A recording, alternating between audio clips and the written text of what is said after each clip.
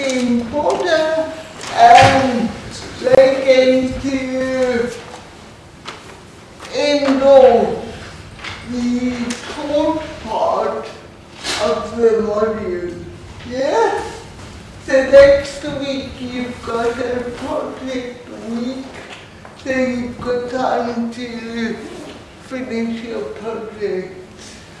For the MSCs, how are your essays going? Ready? Done? Almost done. Good. Okay, so without further ado, I'm going to give you the signing sheet. I'm going to come back in about 12-ish, but I'm going to leave you in the capable hands of President Christina. Okay, over to you. Thank you very much, Anne. Hello. Good morning, everybody. Hello. How many more people are we waiting for, do we know, roughly? 2, 4, 6, 8, 10, 12, 15, 16, Okay. 4 on the class. 10 more. Having a lie-in. What day is it?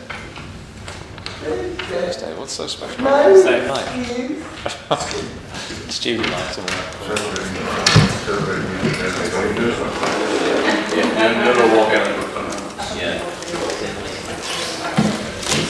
Right, I'm here to talk about product ownership, and Christina's here to talk about user experience as it relates to, or as it's being applied in what used to be workplace systems is now workforce software.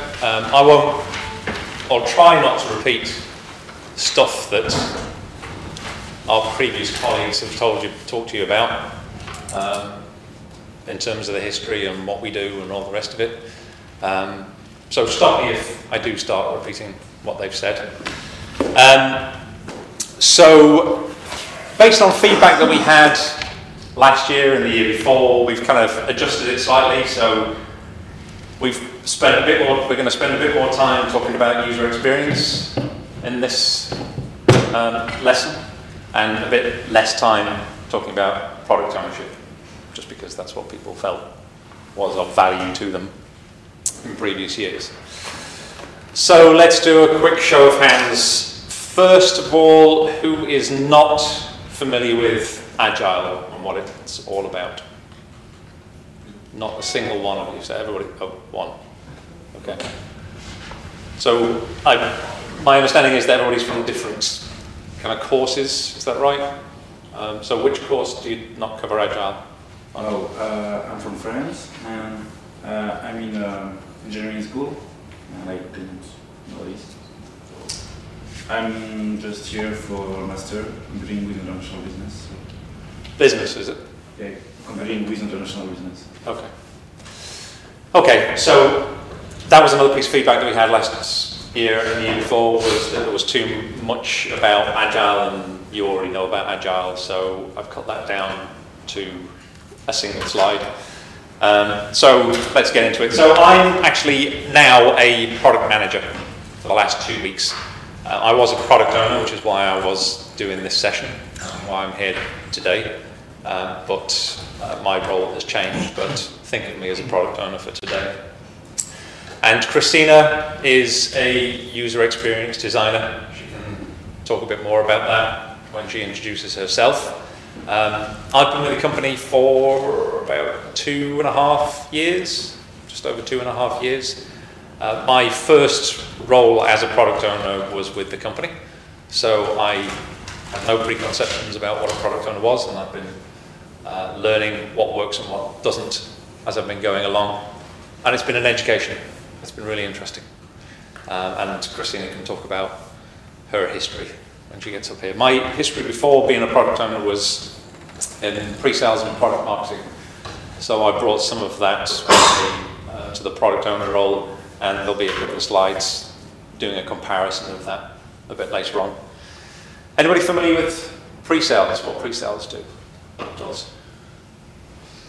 Okay, so Pre-sales is the technical side of sales. So when you go out to sell, when an enterprise software company generally goes out and sells this enterprise software product, there's a sales guy that goes out that develops the relationship, understands the company as a whole, understands who the buyers are, and does the negotiation on pricing and contracts and all that sort of stuff. But is less interested in the problems that the prospect has and the solution that matches those problems. That's the role of a pre-sales person.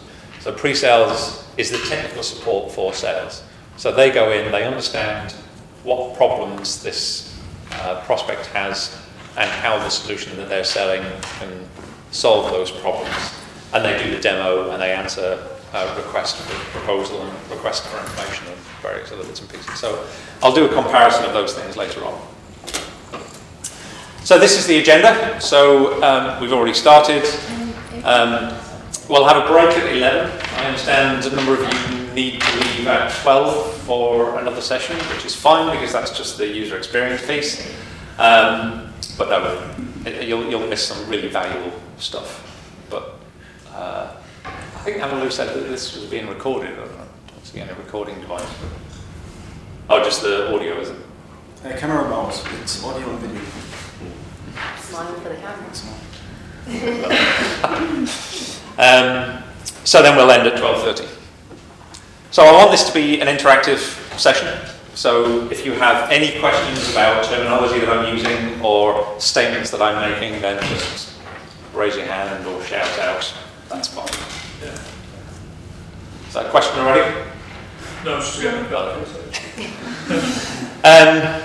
So these are the topics that we're going to cover in the product owner session. So we'll spend a bit of time looking at the assignment from last lesson. I'll talk a bit about how the product owner fits into the agile process within Workforce. And if I say workplace, then I still haven't got used to saying workforce. We were acquired a few months ago, but it's still taking a while to sink in. The core of what the product owner does is all around user stories. So most of the session is going to be around user stories. And then the last piece is going to be about how those user stories fit within the sprint and how the product owner is involved in the whole sprint planning and the release planning and after that. So any questions on what we're going to cover? Does that all make sense? Okay, so this was the assignment that you were given last lesson. How's everybody getting on with this? So, has anybody not started the interview process, talking to product managers and product owners? Excellent.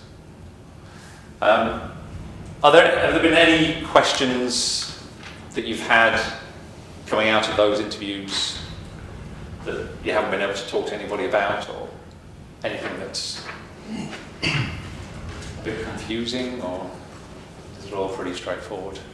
Well, initially, after talking to a couple of people, there was a bit of confusion, but thankfully we could use those questions for next people that we interviewed, so it was answered. Excellent. What was that, just as a matter of interest? Well, initially, in our first conversation, we'd talked about sort of the software that was being used and whatnot. I mean, they identified a couple of small problems that they said they had. So we used that to then ask the others. Well, we heard from with this product owner that here's a problem here. What do you think of that? And then they were able to kind of elaborate on the same. Right. And it was also really useful having multiple people from Workforce. Yeah. Yeah. Because using the same system, you were able to see if they had problems in common. Right. Have you spoken to anybody spoken to anybody outside of Workforce yet? And were the responses any different from? Much more in depth. Sorry? It was much more in depth than the others. I think it's because we went to see them face to face. Oh, okay. So it was. Was that Stipso by any chance? Which company? It was NCR. Okay. And we just, it was just a different approach. She wasn't really involved in the software side of it, but she was still, product owner. Right. So we just got a different view you. They Right. don't get from everybody else. Cool. Any other comments from anybody?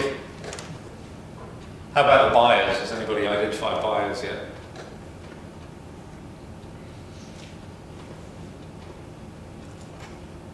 No? So you've no idea who's going to buy this thing that you're building? Okay.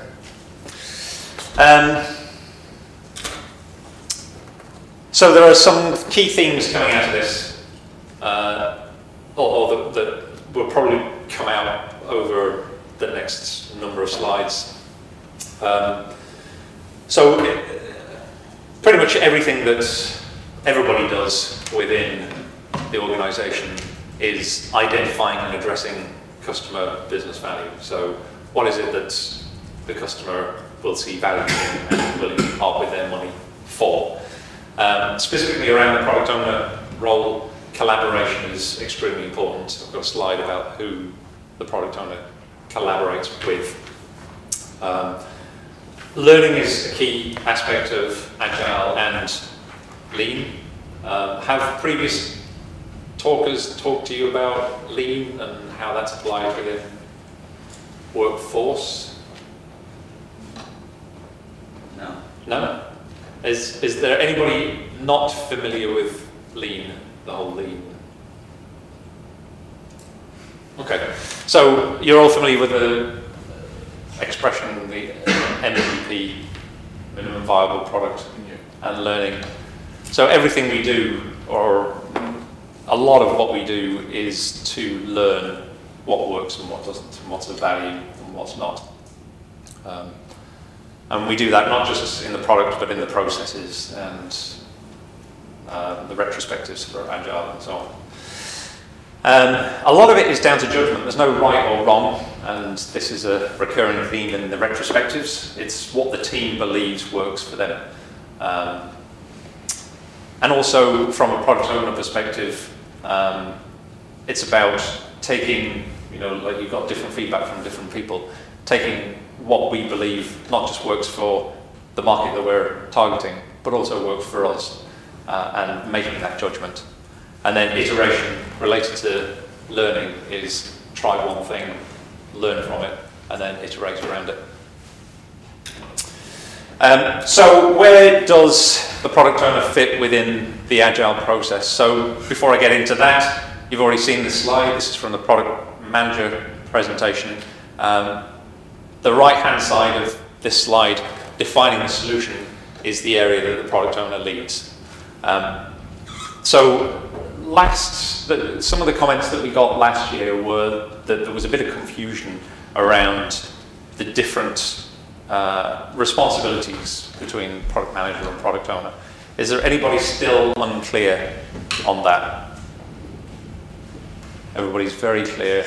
This is an easy course. This is brilliant. Yeah, we know. Yeah, we don't know the difference. Okay. We've been asking people, but nobody's very clear about it. Okay. Some people do both, so that's... Yes. Yes. Yeah, and I think it probably depends on who you talk to as well. So different people have different ideas about what a product manager does and what a product owner does. But at Workforce, the product manager owns the problem.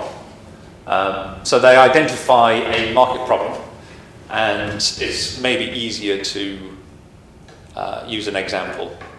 So you know what we do, what Workforce does. We're in the workforce management space. We build software that helps, the workplace products are around retail. So we help retail organizations schedule their staff to come in for certain shifts. The workforce, ex-workforce products are in the time and attendance. So once they've been into work, then they log their time and get paid, basically. So an example in that is on the workplace side, or the before work side. So rather than talking about workplace and workforce, we'll talk about before work, which is the scheduling, in advance, and the after work, which is I've done the work and I want to get paid for it. And so the before work piece, one example that I'll use is shift swapping. So as an employee, I receive my schedule, my shifts, my set of shifts for 3 weeks' time. I want to be able to swap a shift that I've been given for something else because I can't work that day. So as a product manager, I say, okay, the market is asking for this. So every time sales go out, they're being asked, so what's your solution around shift swapping? And sales are saying, well, we have this, or we have that, and we don't really have much at all. Sales do their best to try and fill in the gaps, but also customers, our existing customers are asking us, where are you going with shift swapping? You know, we're using your mobile app to look at shifts, etc. But our employees need to be able to swap shifts as well. So as a product manager, I would identify that this is a problem in the market. And I say, okay, this is a problem in the market that needs addressing either urgently, i.e. in the next release or two, or I can see this coming, but it's not as high a priority as something else, let's say mobile notifications or something along those lines. So as a product manager, I would prioritize those big problems against each other. I don't care what the solution is. Well, I care what the solution is, but I'm less interested in how that problem is addressed. That sits with the product owner. So the product owner will then take that problem and say, okay, shift swapping as a problem. What solution do we need to build for shift swapping? So the product owner would then go through a similar process to the product manager and talk to the market, not just customers and prospects, but people that sales aren't even talking to, and say, okay, we understand that there is a problem in the market around shift swapping. Tell me more about that. And the product owner would work with UX to figure out what processes they have in place at the moment for shift swapping. Is it manual? Is it paper-based? And they would go down to a much lower level of detail to identify, for example, when people swap shifts, do they have the option to give a shift away without having to take a shift in return, or do they have to take a shift in return? That is one of the inputs to the solution. So as a product manager, I don't really care. You know, I know that shift swapping is a problem. There you go, product owner and UX, you sort it out. And it's the product owner and UX that get down to the next level of detail and come up with, okay, we need to get down to, we need to build a solution that enables people to swap shifts, but doesn't necessarily enable them to give shifts away. And then the engineers would say, okay, how are we going to implement that at a technical level? So the product owner would say, I need to be able to, I need an employee to be able to swap a shift but not give one away. And the engineers would say, okay, using the technology that we have today, the platform that we have today, what's the best way of implementing that? Does that make sense? So that's just how we define it at Workforce, and as you've probably experienced, different people have different ideas about that. Any other questions around that? Does everybody know what a customer advocate is?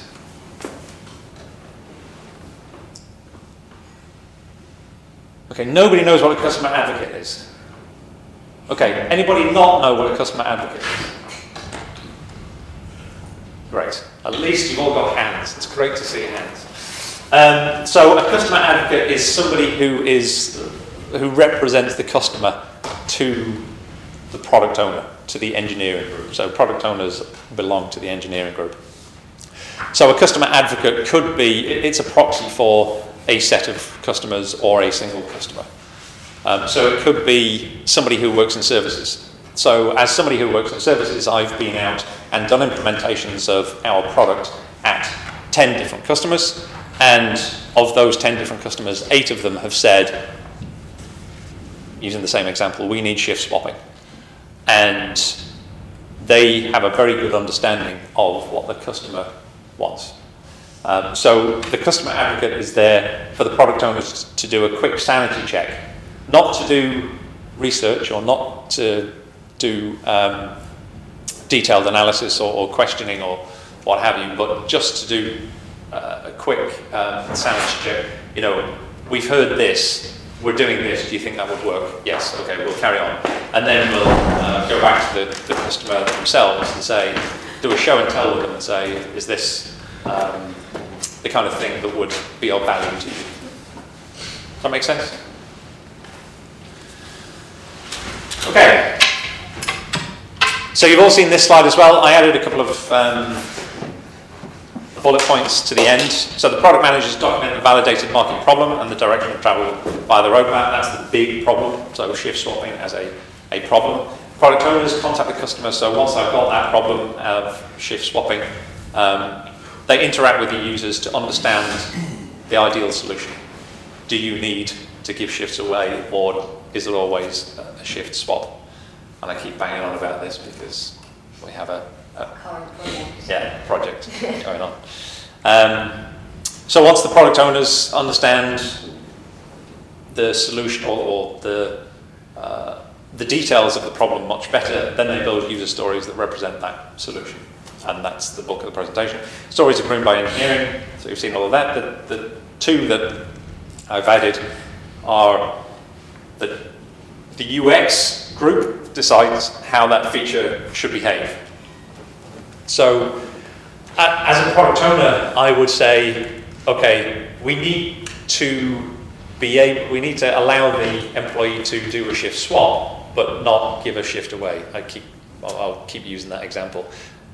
I'm less interested in how that works, how that looks, how it behaves, and the flow of that process.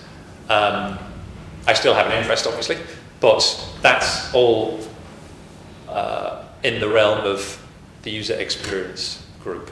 So they would say, like Christina said, we're in the middle of a project now where it's all being driven by UX to figure out what that flow should be. And then once that flow has been defined and the user stories have been written, then the development team decide how to implement the solution at a technical level. Is that all fairly clear? Excellent. So the product owner, this is an old slide, so it probably needs refining slightly, but they're the voice of the customer to the development team. So whenever the development team, the engineering team, is working on a story and they have a question, most of the time they would come to the product owner and say, okay, what do you mean by, stupid example, what do you mean by shift swapping? All of this should have been defined, but at a more detailed level than that, what do you mean by this, or what do you mean by that? So the product owner represents the market problems to the development team through user stories. Some of their time, like I've said, some of the product owner's time is spent talking to the market to understand those problems so that they can write the user stories. But the vast majority of the time is spent writing the user stories and what we call grooming those user stories. So breaking them down, getting them estimated, making sure the acceptance criteria are correct. Don't worry if a lot of this makes sense. I've got slides to talk about what all of that means. So some product owner attributes, they need to be customer-centric. They need to be able to put themselves in the position of the customer. I mean, that's not unique to product owners, obviously. Pretty much anybody working in an organisation has to do that to really understand what it is that the customer's getting at and understand the root cause of the problem. They need to be commercially aware, so they need to be able to understand if we do this with the product, then what impact is it going to have on revenue, for example. So if we don't put in the functionality to be able to give a shift away, what percentage of our target market will that effectively exclude? They need to have a small ego, so it's not about their own opinion, it's about taking the market, what the market is telling them, even if they used to believe something else, and then saying, okay, well, if that's what the numbers say, then let's go with that rather than what I personally believe. They need to be an excellent communicator, so they need to be able to make sure that what they're asking the engineering team to do is right and accurately represents what the market wants. And so it works the other way as well. They need to be able to effectively communicate with the market to drill down into why the market needs particular features and functions. Or they need to, I won't go into all of these, but they need to be a good planner, they need to be flexible, same as able to adapt to change, which is happening all the time. They need to be able to collaborate across a whole bunch of groups within the organisation. They need to be able to take decisions quickly, because engineers are always saying, what about this and what about that? And they need to be available to make those decisions as well. And inquisitive, always ask why. So product owners can come from many different types of backgrounds. So like I said, I'm from a pre-sales background. A number of product owners come from the development background. It's possible that product owners could come from a graphic design background. Each of these has pros and cons. So a product owner from a development background might get might understand how a feature will likely be implemented and have a good feel for how much effort will be involved to do this. But they may spend too much time focusing on the technical details of a problem rather than understanding the business requirement or UX or other things relating to that. Graphic designer are more likely to focus, initially at least, focus on the visual aspect of the application and not worry so much on the technical, how it might work or what have you.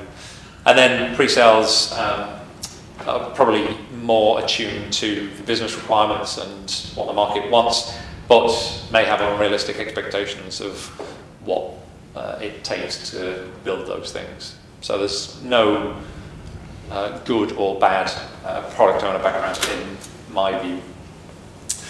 So a product owner has a number, on the collaboration side, has a number of areas or groups that they need to collaborate with. The main collaboration is on the input side, the product manager, and on the output side, the engineers. But they also need to collaborate with the business who provide input to the product owner to provide more detail on what the product manager has told them. So the product manager will say, the market is telling us that they need shift swapping. The product owner could then go to sales, for example, or services within the organisation and say, okay, tell me more about shift swapping. Which customers specifically have asked for shift swapping? Who can I go to talk to about what they want and how they do it today? And that's the market piece as well. Once you've spoken to the business about what they understand are the problems in the market, you go directly to the market and say, okay, tell me about that problem. The input from UX to the product owners is confusingly after the feature has been developed. And I can't remember what we said about this. Research. Oh, that's right, the research. So the UX would do the research around that feature and say, okay, this is how we believe it should work.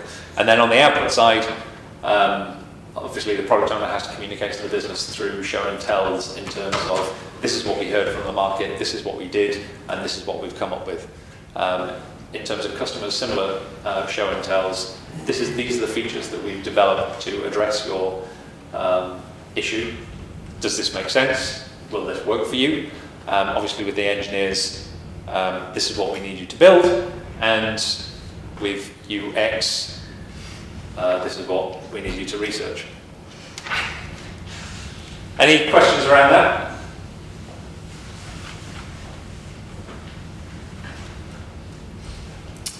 Okay, let's move into Agile and how the product owner fits within Agile.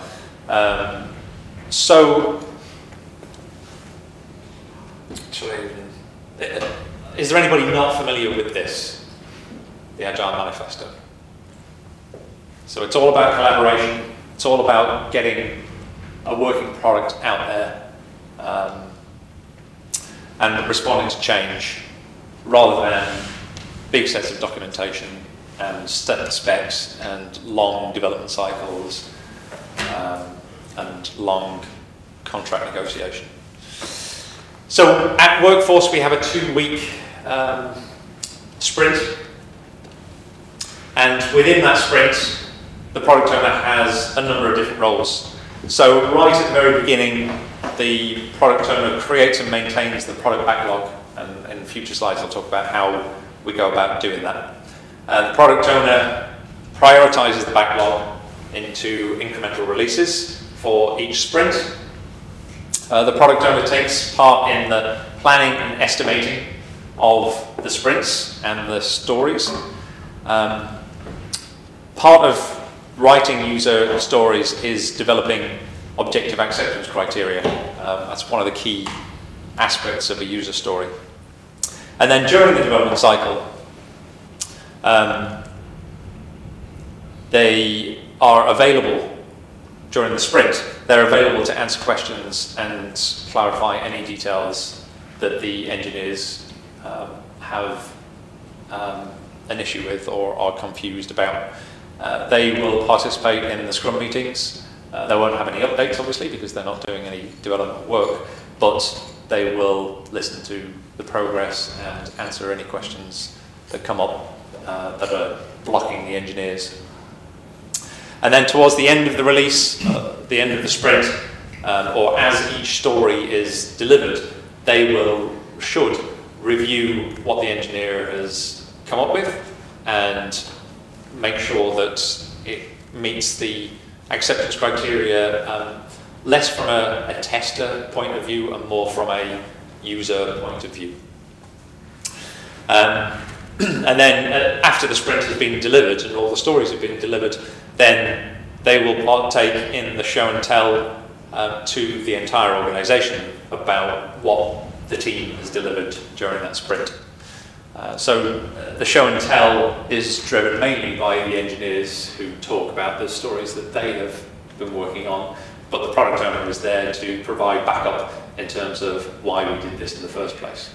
At Workforce, we're trying to get the developers to take more of a responsibility for articulating that piece as well. So rather than just going and saying, I don't know why I developed this, but look how cool it is, they get an understanding of, I understand why we're developing this, and I'm excited about how it can help us sell more in the market. Any questions on the product owner role in the Agile process? When you talk about objective acceptance criteria, Yeah. Is that in terms of like sort of like a test-based approach helping with that, or is that would you leave that more to the development side, or what exactly? What? Yeah, that's exactly it. So I've got slides. Oh, sorry, I don't want to. Yep, I'll come on to that. But yes, it's exactly things that can be tested, criteria that can be tested. So throughout the whole process, the product owner has to communicate the business goals, the customer goals, the end user goals, coordinate involvement of various stakeholders, and with other product owners. So we have a number of different product owners within Workforce that are responsible for different aspects of different products, all of which work together. So we've got a product owner for the reporting piece, we've got a product owner for the forecasting piece, we've got a product owner for the mobile piece, and we've got a product owner for the core scheduling piece. So obviously all of those product owners have to coordinate all the bits that they're doing. So, user stories. Check the time. Oh, almost. Okay. Let's see a show of hands again. Anybody not familiar with what a user story is? Wow, so this should be really easy. So the user story is the heartbeat of the sprint. Everything that everybody does throughout a sprint is focused around the user story. The sprint is all about the user story. So there are different types of stories, and okay, there are bugs as well, and various architecture stories that aren't focused on the user, but we'll ignore those for the time being. Everything that delivers value to the customer is around a user story.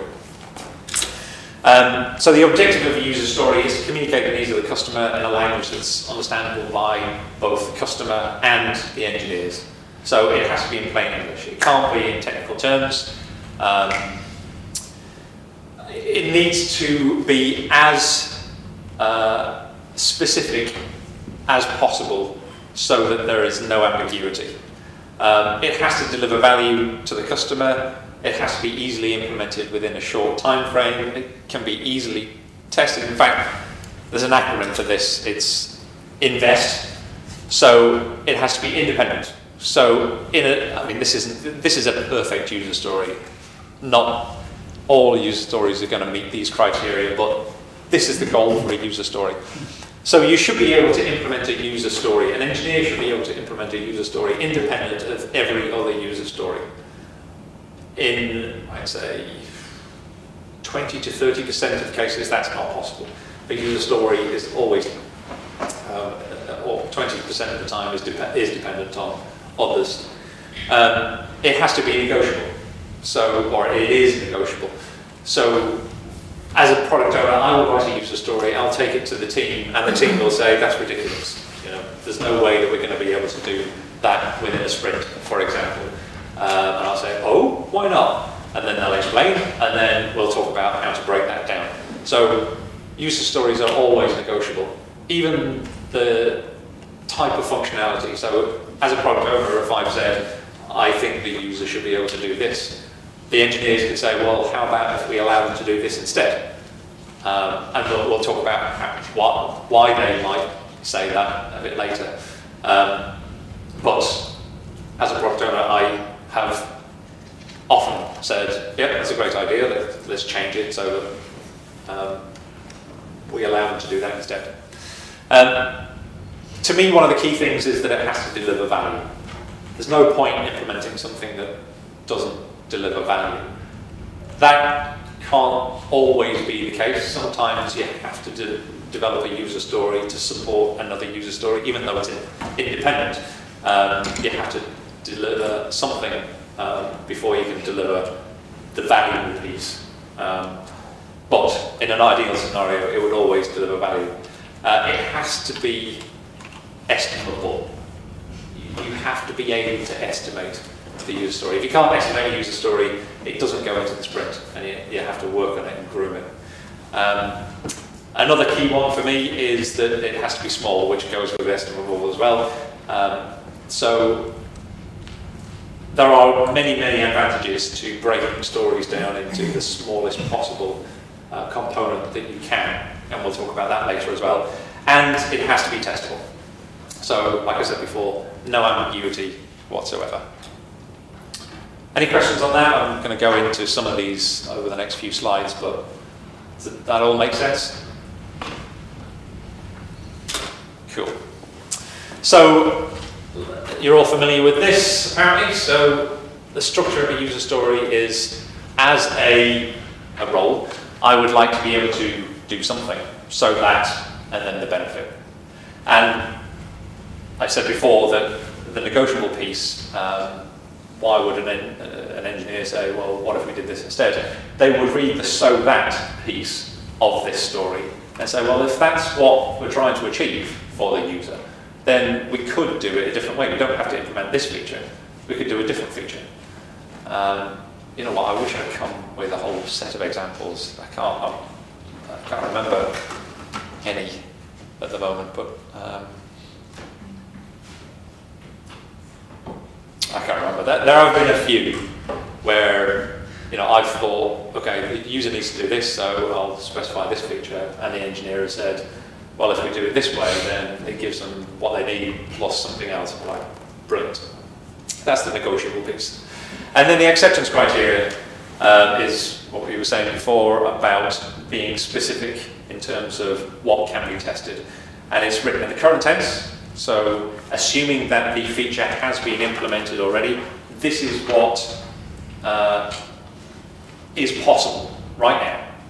So the role, and it may not be the role that's in the statement, but a role is able to do something.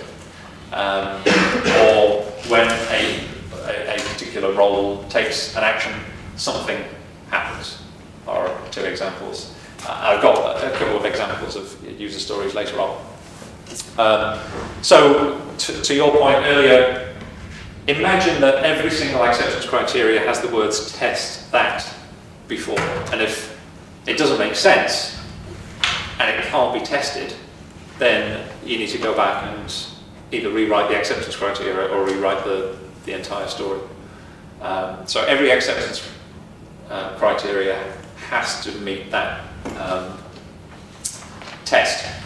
If you put the words test that in front of it, does it make sense? It makes no reference to a potential solution.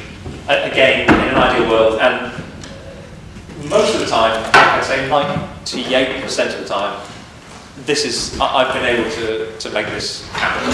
So no references to screens or buttons or APIs or databases or anything like that. Just business language, plain English.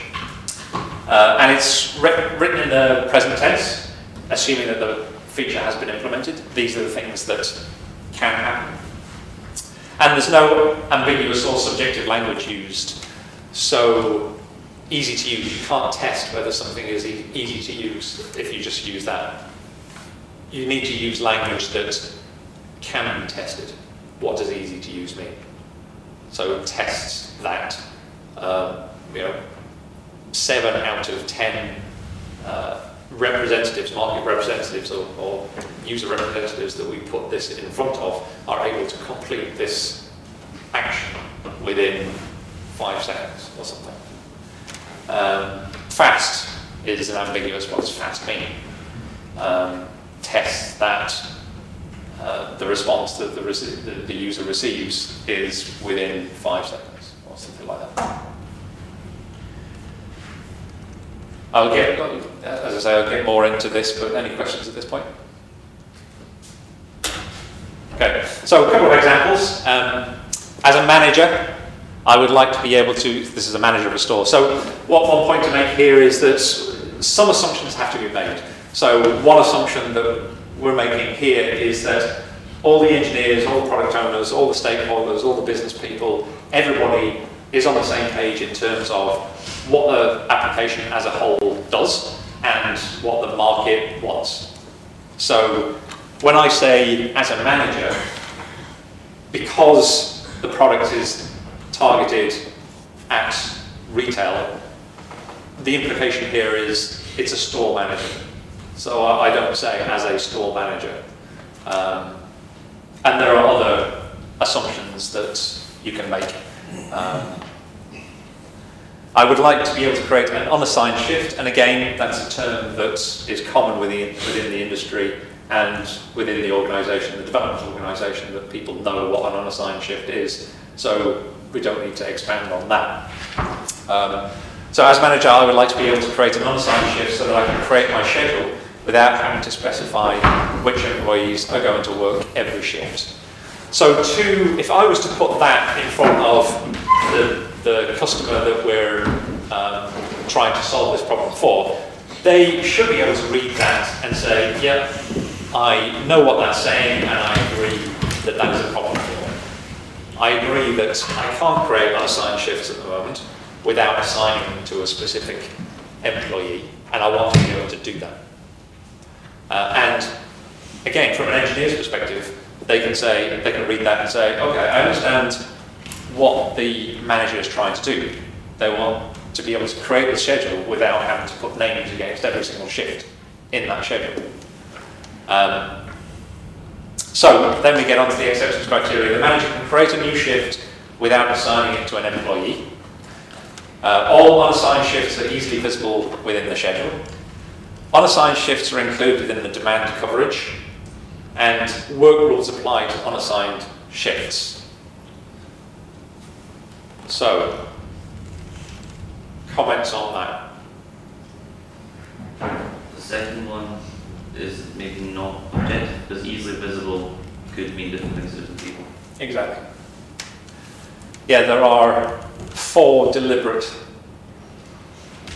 ambiguities in these acceptance criteria. That's one of them. That's the most obvious one, and the others are probably more industry related, so you probably won't be able to identify them, but that's the one that is easily identifiable. Well done. So can anybody take a guess at what the others might be?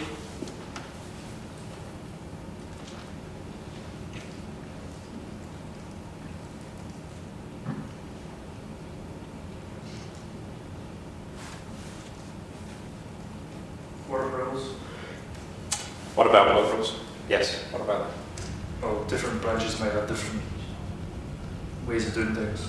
Yep, absolutely. So, which work rules? That's a generic statement when it comes to an engineer. I mean, that we have hundreds of work rules in the system. Good, that's 2 now, 2 to go.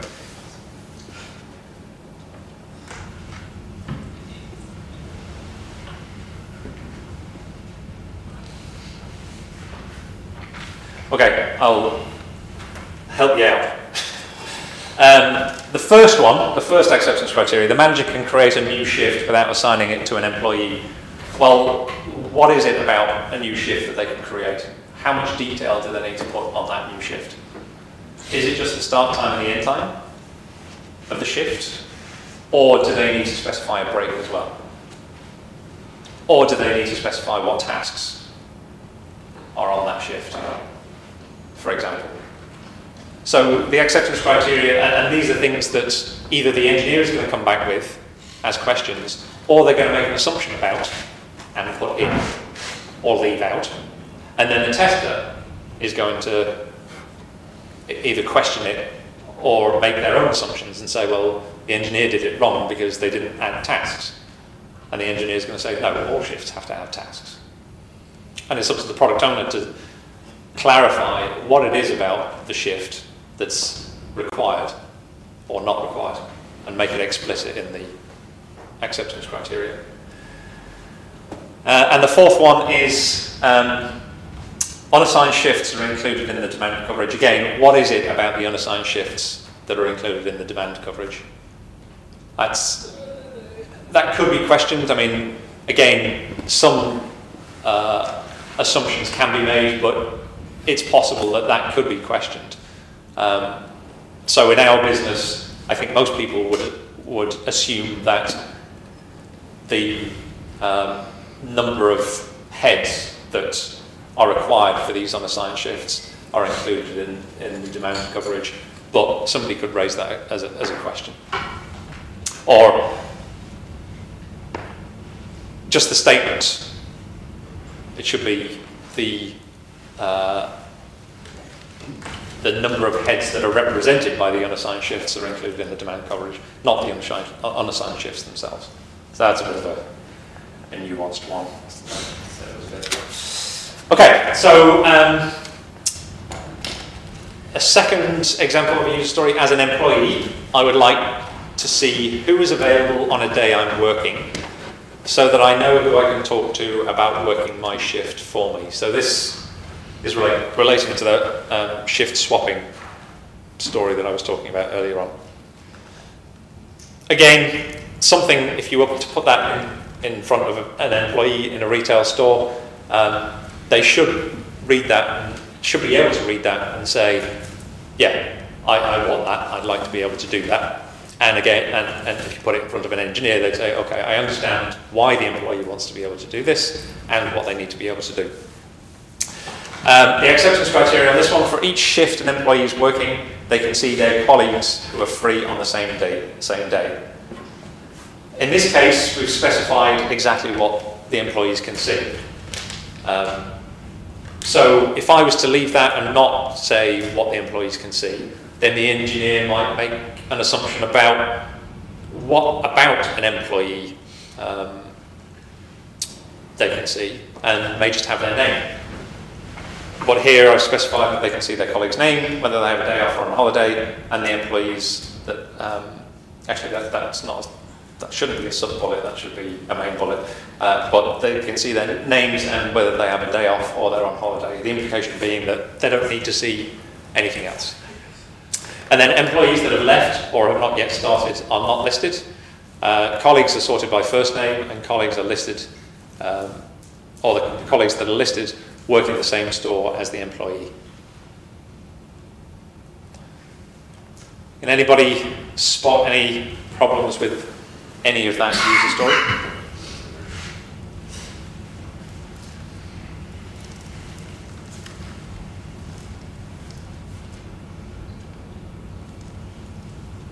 No, me neither. Okay, user story number 3. As a Dundee University student, I want to study hard and achieve good grades so that I can be hugely successful in life after I leave. So who can give me some acceptance criteria for this? I've got 4.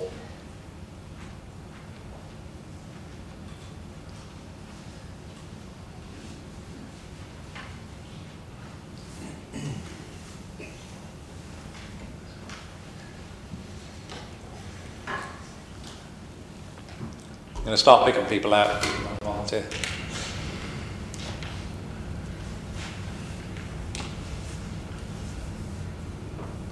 Test that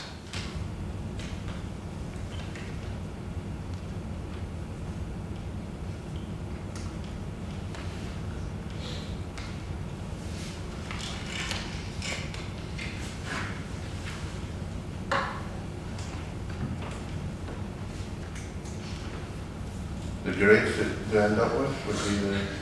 Sorry? The acceptance criteria would be whether they achieve good grades or not. Yep. What does good grades mean? Straight A's. Yep. Excellent. Test that the student has achieved straight A's. That's 1. Next.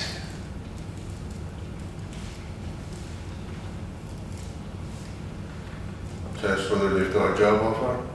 Yep. To be hugely unsuccessful. Yep. I mean, hugely successful is a very ambiguous term, so I don't know if you can test that. But what else have we got in the bold letters that you might be able to test? Yeah. Study hard can be tested by checking the amount of hours spent on studying every week. Yep, absolutely. Good.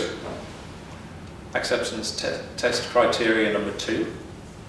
Test that a student has studied 40 hours a week or something. Any more?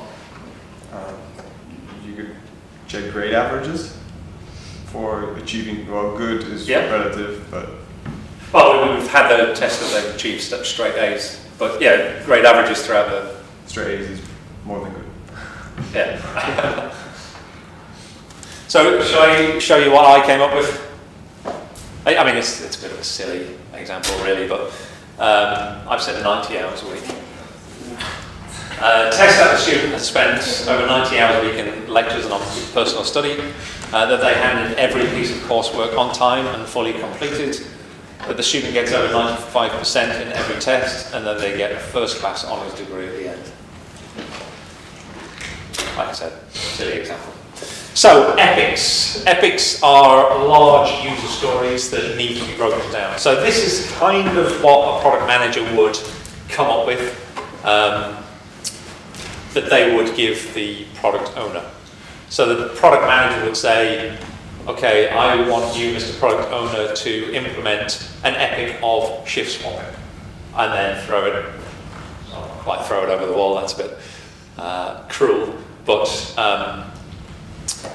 it would take longer than a single sprint.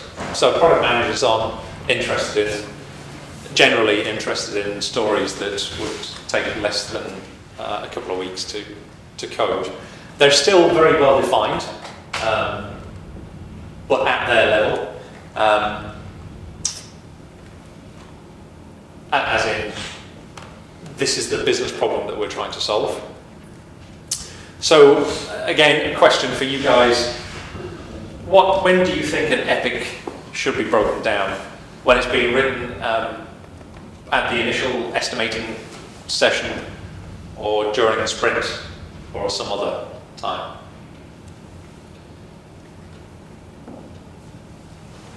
Probably, I mean, I think the initial epic is good to write because it gives you sort of a general overview.